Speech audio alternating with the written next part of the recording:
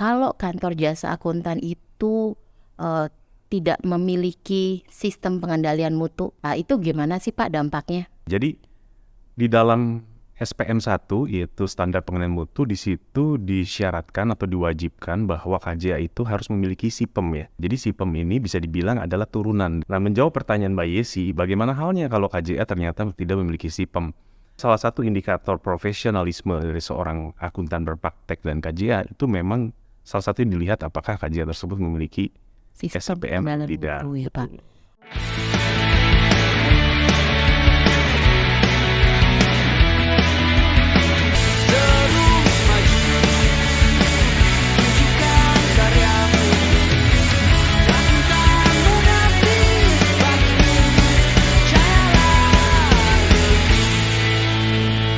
Selamat datang di IAI Podcast, Bincang Santai IAI bersama saya Yesi Novantina.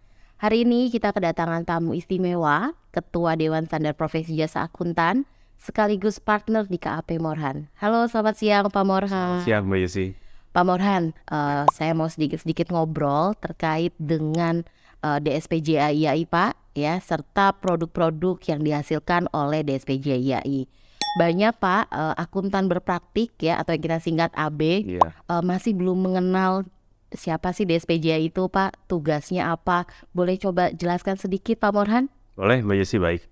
Jadi Mbak, DSPJA, Dewan Standar Profesi Jasa Akuntan, itu kami memiliki tugas dan wewenang untuk menyusun standar profesi jasa akuntan yang biasa disingkat SPJA, dan juga materi edukasi terkait dengan penjelasan atas penerapan beberapa ketentuan di dalam SPJA, dan juga produk-produk lainnya yang terkait dengan SPJA itu sendiri. Gitu Mbak Yesi. Keren banget ya Pak tugasnya DSPJA ini. Pak, kalau boleh tahu produk-produk apa saja nih Pak? Mungkin kita boleh mulai dulu dari SPJ-nya Pak. Berapa produk yang sudah dihasilkan, serta kalau boleh tahu nih judulnya apa sih Pak? Oh iya, baik Mbak Yesi. Jadi sampai dengan saat ini sebenarnya sudah cukup banyak yang kita keluarkan ya terkait dengan SPJA itu. Jadi dari 8, total ada 8 standar profesi yang sudah kami keluarkan. Terdiri dari 7 SPJ yaitu standar perikatan jasa, ada SPJ 4510 mengenai perikatan kompilasi dan jasa lain relevannya pada tahun pertama terkait dengan saldo awal Mbak Yesi. Oke Pak. Ada kemudian juga SPJ 4580 mengenai representasi tertulis. Ada juga SPJ mengenai perikatan untuk melakukan prosedur tertentu yang disepakati atas informasi keuangan. Kemudian juga ada SPJ 4410 mengenai perikatan kompilasi. SPJ mengenai persetujuan atas ketentuan perikatan.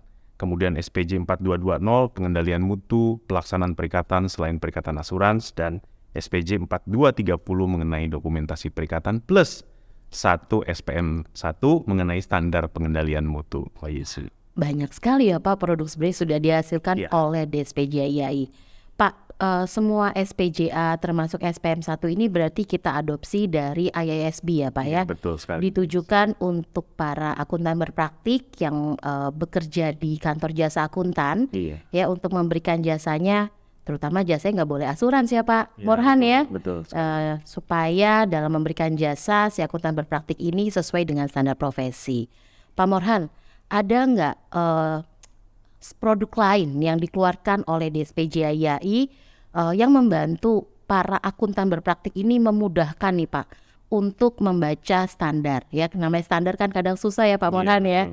Nah, ada nggak Pak produk yang dikeluarkan oleh DSPJA untuk membantu para AB ini Pak? Ya, jadi betul sekali Mbak Yesi. Jadi kita itu sudah mengeluarkan standar profesi, namun memang namanya standar ya Mbak Yesi, betul seperti yang Mbak Yesi sampaikan. Kadang bahasa dan pemaparannya mungkin sulit dipahami dan juga kadang-kadang ada kendala dalam aplikasinya. Nah, oleh karena itu Dewan mengeluarkan suatu produk yang kami sebut adalah materi edukasi Mbak Yesi. Nah, sampai sejauh ini ada 2 materi edukasi yang telah kami keluarkan. Satu yaitu materi edukasi 1 terkait dengan penerapan dari SPJ 4230 dokumentasi perikatan. Yang kedua adalah materi edukasi 2 yaitu terkait dengan penerapan SPJ 440 mengenai perikatan untuk melakukan prosedur yang disepakati atas informasi keuangan. Judulnya panjang ya, Mbak. Iya betul. Oh, berarti DSPJA ini Pak, ini membantu memberikan contoh dan ilustrasi ya Pak, kalau saya tangkap sebenarnya ya, Iya, betul. di dalam materi edukasi ini. Betul. Baik, setelah kita membahas DSPJA IAI Pak Morhan, nah sekarang kita mau lebih mengupas kepada sisi sistem pengendalian mutu dan standar pengendalian mutu 1 ya Pak, yang sebenarnya harus dimiliki oleh kantor jasa akuntan. Tapi sebelum kita masuk ke SPM 1 Pak, saya ingin jelasin dulu buat ke teman-teman gitu ya, terutama bagi teman-teman yang masih dalam proses kuliah gitu ya, teman-teman punya satu peluang baru ya, namanya adalah kantor jasa akuntan. Kalau di awal tadi saya sebutkan bahwa ada akuntan berpraktik gitu ya, yang bisa mendirikan KJA ini adalah chartered accountant ya, chartered accountant seorang akuntan profesional yang sudah mendapatkan izin berpraktik dari Kementerian Keuangan nih teman-teman gitu ya. Nah KJA ini fungsinya memberikan jasa kepada perusahaan ya Pak ya, tapi tentu saja jasanya tidak boleh jasa asuransi atau memberikan opini. Nah sekarang kita balik lagi nih ke Pak Morhan mengenai SPM 1. Pak Morhan, SPM 1 tuh yang dimiliki oleh kantor jasa akuntan itu sebenarnya penting nggak sih Pak? Iya, Mbak Yesi. Jadi SPM 1 itu adalah suatu standar ya yang mengatur tentang tanggung jawab KJA atas sistem pengendalian mutu dalam melaksanakan perikatan. Nah, SPM 1 ini sangat penting karena ini merupakan suatu acuan yang digunakan untuk KJA dalam mereka melaksanakan pekerjaannya. Terutama tujuannya adalah supaya pekerjaan yang dihasilkan tentunya memiliki mutu dan kualitas yang diharapkan. Jadi memang sangat penting, Mbak Yesi. Berarti kalau mendengar penjelasan Pak Morhan, KJA ini sebenarnya harus ya Pak menyusun sistem pengendalian mutu. Kenapa sih Pak diharuskan? Iya, Mbak Yesi. Jadi memang kan SPM 1 sendiri pun mewajibkan KJA itu menyusun SIPM. Dan kemudian juga bagi teman-teman akuntan berpraktek yang akan mengajukan izin KJA sesuai dengan PMK 216 juga harus membuat sendiri SIPM dan menyampaikannya ke Kementerian Keuangan gitu ya, dalam hal ini P2PK gitu. Nah, dalam menyusun SIPM itu memang yang menjadi acuan adalah SPM, Mbak Yesi, di mana SPM sendiri sudah mengatur adanya 6 unsur dalam SIPM. Unsur pertama adalah tanggung jawab kepemimpinan mutu terhadap di dalam KJA. Yang kedua, ketentuan etika yang berlaku. Yang ketiga adalah penerimaan dan keberlanjutan hubungan dengan klien dan perikatan tertentu. Kemudian yang keempat, sumber daya manusia. Yang kelima, pelaksanaan perikatan. Dan yang keenam adalah pemantauan. Pak Morhan, kalau kantor jasa akuntan itu tidak memiliki sistem pengendalian mutu Pak, ya yang seperti disyaratkan dalam SPM 1 gitu ya Pak, itu gimana sih Pak dampaknya? Iya, Mbak Isi. Jadi di dalam SPM 1 yaitu standar pengendalian mutu, di situ disyaratkan atau diwajibkan bahwa KJA itu harus memiliki SIPEM ya, sistem pengendalian mutu. Jadi SIPEM ini bisa dibilang adalah turunan dari SPM. Nah, SIPEM ini bedanya dengan SPM, ini SIPEM ini berisi mengenai kebijakan dan prosedur. Ya, kebijakan dan prosedur yang dirancang oleh KJA untuk sistem pengendalian mutunya. Nah, menjawab pertanyaan Mbak Yesi, bagaimana halnya kalau KJA ternyata tidak memiliki SIPEM? Nah, kembali lagi karena memang sebetulnya bahwa KJA ini kan merupakan suatu badan hukum yang menaungi akuntan-akuntan berpraktek untuk memberikan jasa akuntansi kepada publik. Nah, tentunya akuntan berpraktek ini kan suatu profesi yang memang dituntut untuk melakukan pekerjaan ini secara profesional. Nah, untuk dapat dikatakan suatu pekerjaan itu profesional, itu salah satu indikatornya adalah adanya standar profesi dan patuh terhadap standar profesi itu. Nah, SPM 1 mewajibkan bahwa KJA ini memiliki sistem pengendalian mutu. Nah, dengan demikian maka salah satu indikator profesionalisme dari seorang akuntan berpraktek dan KJA itu memang salah satu yang dilihat apakah KJA tersebut memiliki Sistem SPM pengendalian tidak. mutu ya Pak. Berarti Pak, kalau saya dengar penjelasan Pak Morhan, berarti penting sekali ya Pak sebenarnya KJA ini menyusun SIPM-nya. Ya, Terutama KJA ini harus menyusun sesuai dengan skalanya ya Pak ya, Betul. sesuai dengan operasinya seperti apa gitu ya. Betul. Jadi antara satu KJA dan KJA yang lainnya harusnya bisa punya perbedaan ya Pak Morhan ya. Betul. Tidak satu dengan yang lainnya itu sama. Pak Morhan, kalau boleh tahu nih Pak, sebenarnya sistem pengendalian mutu ini kan turunan dari SPM 1 seperti Iya. kata Pak Morhan ya Pak. Berarti di dalam menentukan kebijakan prosedurnya gitu ya, KJA ini sebenarnya harus merunut kepada SPM 1 yang terdiri dari beberapa unsur ya Pak. Betul. Kalau tidak salah saya baca itu ada 6 unsur ya Pak. Betul sekali. Nah, boleh nggak Pak jelasin sedikit aja gitu ya Pak, unsur-unsur dari SPM 1 gitu Pak. Mulai dari yang pertama misalnya tanggung jawab kepemimpinan Pak Morhan. Iya, Mbak Isi. Jadi memang betul di dalam SPM 1 itu terdapat ada 6 unsur ya. 6 unsur. Unsur yang pertama adalah mengenai tanggung jawab kepemimpinan terhadap mutu di dalam KJA. Nah, tanggung jawab kepemimpinan terhadap mutu dalam KJA ini siogianya berisi mengenai kebijakan-kebijakan dan prosedur yang ditetapkan untuk memastikan bahwa adanya budaya internal dalam KJA yang selalu berorientasi pada mutu. Nah, jadi kalau kita lihat Mbak Yesi kan pimpinan dari KJA ini sebagai pihak yang memiliki tanggung jawab tertinggi, memegang tanggung jawab tertinggi dalam sistem pengendalian mutu di kantor. Nah, bagaimana pandangan dan value dari pimpinan ini itu bisa memang dinyatakan secara tegas dan konsisten kepada semua level di bawahnya, bahwa memang pimpinan ini selalu mengedepankan mutu dalam setiap pelaksanaan perikatan, dan itu harus didelegasikan sampai level ke bawahnya. Jadi harus ada desain mengenai kebijakan prosedur, bagaimana setiap level apa tugas dan wewenangnya gitu ya. Kemudian juga bagaimana pimpinan ini bisa memastikan bahwa semua level manajemen di bawahnya, seluruh staf juga memang bekerja mengedepankan mutu, artinya patuh terhadap ketentuan etika, standar profesi, peraturan hukum yang berlaku, dan bagaimana juga mereka bisa memantau itu bahwa kepatuhan itu selalu ada. Jadi misalkan seperti dalam hal training, adanya training-training yang berkelanjutan terkait dengan standar profesi, terkait dengan ketentuan etika dan peraturan hukum lainnya yang relevan. Seperti itu Mbak Yesi. Berarti Pak, titik poin dari tanggung jawab kepemimpinan ini sebenarnya berada di dalam posisi pimpinan KJA Iya, ya betul Pak ya. sekali. Bagaimana pimpinan KJA itu beliau sendiri sebenarnya harus paham dulu ya Pak, Ya, betul. standar profesinya, Betul. ketentuan etikanya, Betul serta sekali. peraturan yang berlaku. Betul sekali. Lalu dari pimpinan KJA itu beliau harus memastikan bagaimana elemen di bawahnya gitu ya Betul, Pak ya, betul sekali. paham dan tentunya saja harus menerapkan dalam memberikan jasa. Gitu ya Pak ya. Betul. Lalu Pak, kalau yang kedua terkait dengan ketentuan etika, apakah ini kita relevan Pak dengan kode etik akuntan Indonesia Pak? Ya, sangat relevan Mbak Yesi. Jadi unsur yang kedua itu adalah ketentuan etika yang berlaku ya. Nah, dalam hal ini adalah bagaimana KJA bisa mendesain suatu kebijakan dan prosedur untuk mendorong semua personil di dalam KJA itu mematuhi kode etik, mematuhi standar profesi, dan mematuhi ketentuan dan peraturan hukum yang berlaku gitu ya. Nah, contoh yang bisa didesain atau dilakukan adalah bagaimana pelatihan-pelatihan yang dilakukan di dalam KJA itu terkait dengan standar profesi, terkait dengan ketentuan etika gitu ya. Dan juga ada beberapa hal seperti misalkan dalam beberapa perikatan itu memang disyaratkan adanya independensi gitu ya.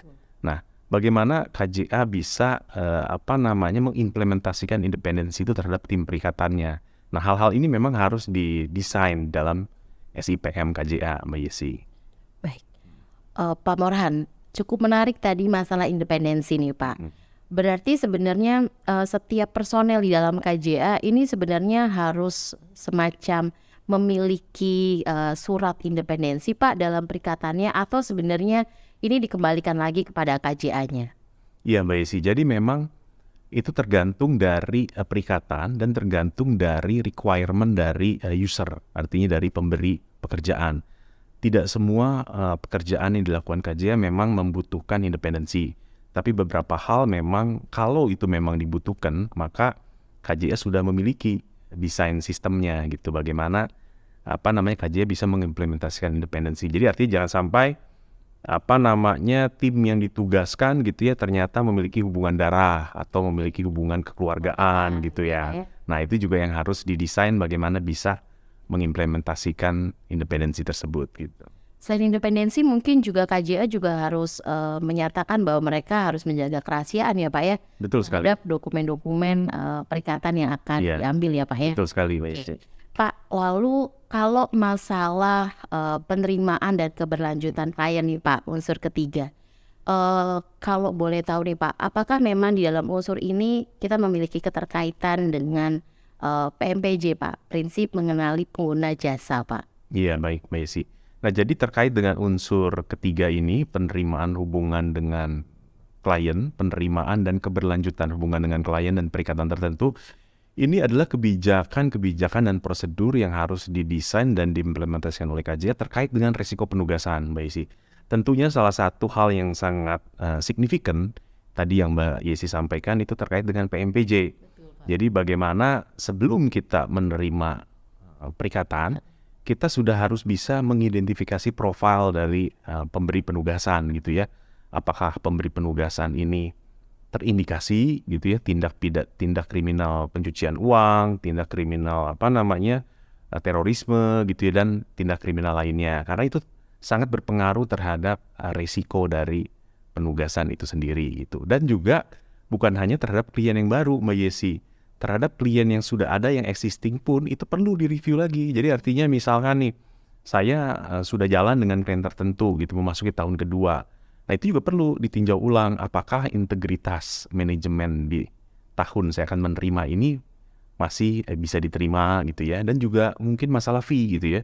Apakah maksudnya apakah memang fee-nya itu istilahnya sepadan lah dengan risiko dan dengan time charges yang kita keluarkan. Hal itu yang perlu dipertimbangkan dalam unsur ini, Mbak Yesi. Berarti sebenarnya PMPJ ini sebenarnya harus dilakukan sebenarnya. Kalau menjadi pilihan harus atau tidak, sebaiknya sebenarnya harus ya Pak ya, supaya sebenarnya KJA ini bisa memetakan risiko dari klien gitu ya, baik yang sekarang ataupun yang terdahulu ya Pak. Betul sekali. Lalu unsur yang paling penting sebenarnya Pak di dalam KJA ya Pak. Berarti KJA ini kan sebenarnya bukan hanya berdiri sendiri untuk pimpinannya ya Pak, tapi harus ada personel lainnya gitu ya. Berarti ada unsur sumber daya manusia Pak. Iya, betul sekali. Di dalam unsur sumber daya manusia ini Pak, apa sih yang ditekankan di dalam SPM 1 Pak? Ya, jadi terkait dengan unsur sumber daya manusia, ini adanya kebijakan dan prosedur yang tujuannya untuk meyakinkan ketersediaan personil, Mbak Yesi. Ketersediaan personil baik dalam segi jumlah maupun dalam segi kompetensi gitu ya. Kompetensi, karena jangan sampai order banyak nih Mbak Yesi ya. Wah, order banyak, lupa. Ternyata kita nggak punya cukup resources untuk mengerjakan itu. Tapi andai kata pun resourcesnya cukup, belum tentu juga bisa. Karena resourcesnya ternyata nggak punya pengalaman dan nggak punya kompetensi di dalam pekerjaan maupun industri yang sedang akan kita terima itu. Jadi memang SDM ini sangat penting karena di sini kita perlu memastikan secara internal kita siap untuk menerima pekerjaan tersebut gitu, Mbak Yesi. Pak Morhan, ini menjadi poin yang menarik di sisi SDM Pak, karena tadi Bapak bilang kalau orderannya banyak, tapi ternyata sumber dayanya nggak memungkinkan gitu ya Pak. Boleh nggak sih KJA ini kerjasama dengan KJA lainnya gitu ya? Atau mungkin KJA ini meng-hire gitu ya Pak, konsultan yang memang sesuai dengan kompetensinya Pak. Di SPM 1 tuh diperkenankan nggak Pak Morhan? Ya, sebetulnya bisa saja. Jadi dalam hal misalkan tadi seperti Mbak Isi sampaikan ya, kita KJA melakukan kerjasama gitu ya. Mungkin ada KJA lain yang kebetulan resourcesnya idle gitu ya, atau tenaga-tenaga ahli di luar itu dimungkinkan. Tapi kembali lagi, itu semua harus dilakukan mengikuti standar yang ada. Jadi artinya karena yang menerima penugasan adalah KJA, misalkan KJA saya, berarti tanggung jawab itu ada di saya gitu. Nah pada saat saya melimpahkan sebagian wewenang operasional itu kepada pihak lain, maka saya harus memastikan bahwa pihak lain itu setidaknya itu mengikuti standar yang saya lakukan juga, kompetensinya, pengalamannya dan sebagainya. Berarti tetap pimpinan KJA punya wewenang tertinggi, Pak ya. Meskipun kerjasama dengan KJA lain, tapi pimpinan KJA ya yang menerima klien tersebut punya wewenang tertinggi untuk memastikan jasanya sudah sesuai dengan standar profesi. Tetap sebagai bertanggung jawab ya. Berarti kita ada hubungannya nih Pak dengan unsur yang kelima, pelaksanaan perikatan. Pak Morhan, di pelaksanaan perikatan ini Pak, poin pentingnya itu Ya berarti kita harus memberikan jasanya sesuai dengan standar profesi ya Pak. Betul sekali. Kalau memang standar profesi jasanya sudah ada seperti yang tadi Bapak sebutkan di atas, berarti KJA harus mengikuti standar profesi yang sudah diterbitkan oleh DSPC. Iya Pak. Mungkin ada lagi nggak Pak poin-poin penting di dalam pelaksanaan perikatan ini yang menjadi high point gitu Pak? Iya, baik Mbak Yesi.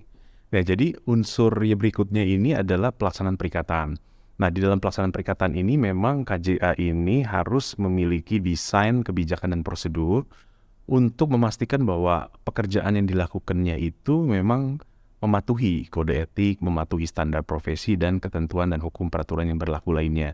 Nah, kalau ini diimplementasikan dalam tataran operasional, maka yang pertama, yang paling penting adalah bahwa bagaimana perikatan itu dilakukan harus ada dokumentasi perikatannya, Mbak Yesi ya. Jadi bagaimana dokumentasi perikatan itu disiapkan oleh staf-staf KJA. Dan kedua adalah adanya supervisi, Mbak Yesi. Jadi pekerjaan itu harus ada pihak yang melakukan supervisi gitu ya. Nah, itu juga harus jelas siapa yang melakukan supervisi dan bukti supervisinya itu seperti apa. Nah, itu kan harus didokumentasikan di dalam dokumentasi perikatan dalam kertas kerja gitu. Yang ketiga, setelah supervisi siapa yang melakukan review gitu. Nah, harusnya level yang lebih tinggi lagi yang melakukan review. Nah, itu juga bagaimana melakukan reviewnya, siapa yang melakukan review, dan bagaimana mendokumentasikan hasil review itu juga harus ada kebijakan prosedurnya. Kemudian juga bisa juga mengenai adanya konsultasi atas masalah-masalah yang signifikan gitu ya. Seringkali ada hal-hal yang signifikan yang perlu dikonsultasikan. Bisa dikonsultasikan di dalam KJA-nya itu sendiri atau meminta konsultasi pihak luar.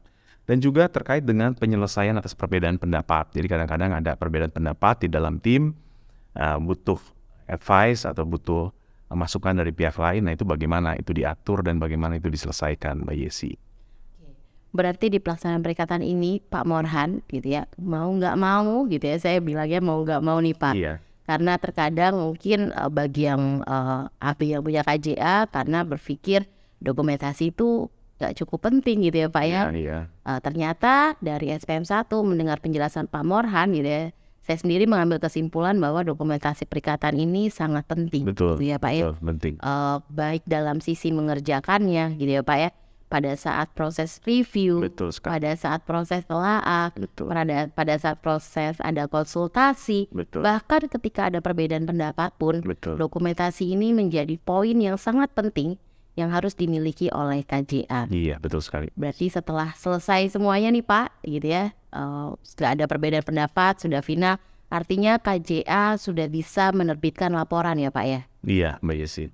Cukup sampai situ Pak, atau sebenarnya masih ada lagi yang harus dilakukan oleh KJA supaya tetap memastikan bahwa jasanya tetap sesuai dengan standar profesi nih Pak? Iya, jadi ada satu unsur lagi, unsur terakhir yaitu namanya pemantauan, Mbak Yesi.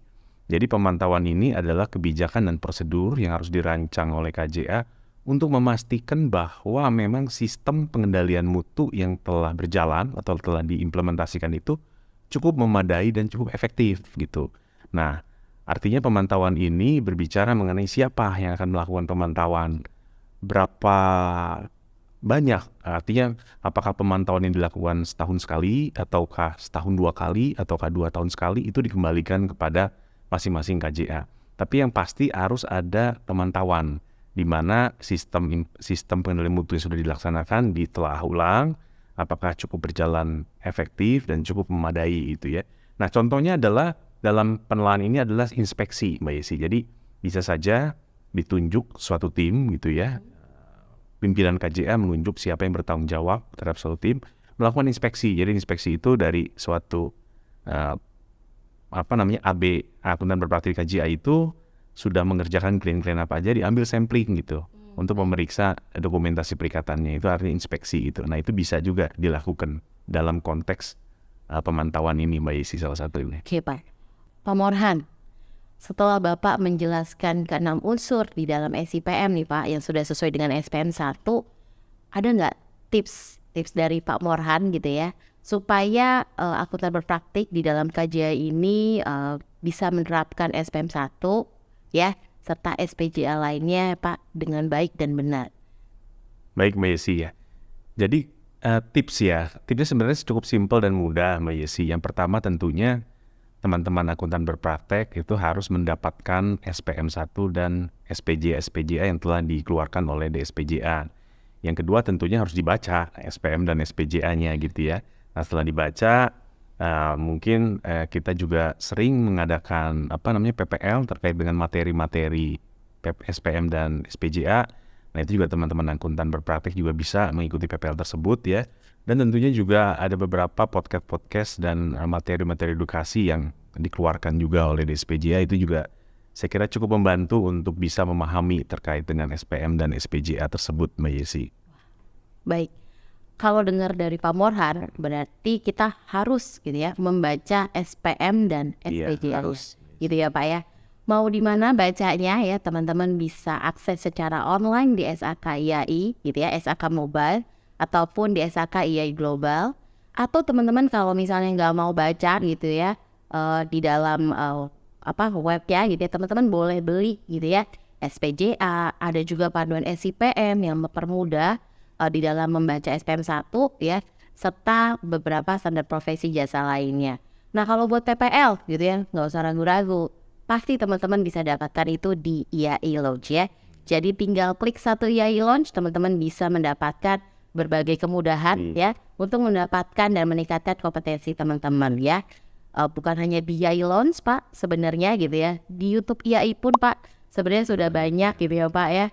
Beberapa terkait dengan standar profesi gitu ya. SPM 1, panduan SIPM itu semuanya tersedia. Jadi nggak ada alasan untuk tidak memahami SPM 1 dan standar profesi jasa lainnya. Oke, terima kasih Pak Morhan untuk penjelasannya yang sangat singkat Pak. Menurut saya sih singkat sih Pak, tapi sangat jelas dan sangat bermanfaat buat akuntan yang sudah memiliki izin berpraktik gitu ya Pak, untuk tetap memperbaiki SPM 1-nya, ataupun buat akuntan yang akan mendirikan kantor jasa akuntannya, yuk bikin SIPM-nya sesuai dengan SPM 1, serta mendirikan kantornya memiliki mutu yang baik ya Pak ya, Betul. dan memberikan jasanya sesuai dengan standar profesi jasa akuntan. Baik, saya Yesi Novantina undur diri ya. Buat teman-teman yang lain tunggu episode selanjutnya ya. Akan ada episode-episode yang lebih menarik ya terkait dengan standar profesi jasa akuntan ya. Jangan lupa untuk like, comment, and subscribe podcast IAI yang ada di YouTube IAI dan di podcast Spotify. Thank you. Terima kasih. Terima kasih Pak. Terima kasih Mbak Yesi.